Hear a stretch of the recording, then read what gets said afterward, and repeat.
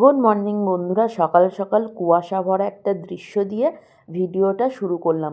ভগবান, আজও মনে হয় রোদ্দুরটা উঠবে না।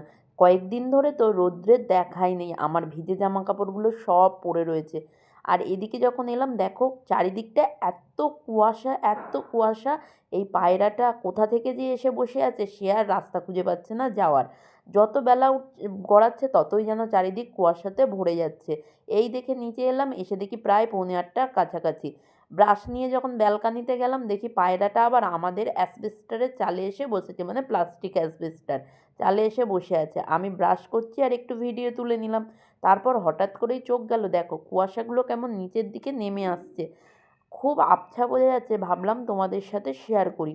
দেখো কি সুন্দর, মনে হচ্ছে যেন বরফগুলো ভেসে ভেসে আসছে।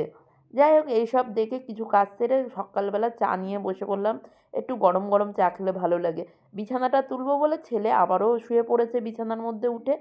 আর কিছুক্ষণ বাদেই দেখো জানালা দিয়ে সূর্যি মামা উঁকি দিয়েছে। এটা দেখেই যে কতটা আনন্দ, শান্তি না বন্ধুরা, কি বলবো। আর জানালা দিয়ে দেখলাম অনেকটাই কুয়াশাটা কেটে গেছে। তোমাদের সাথে কথা বলতে বলতে বিছানাটাও গুছিয়ে নিয়েছি। আর সকালবেলা দেখো ব্রেকফাস্টে সবজি খিচুড়ি, শসা আর ডিম ভাজা।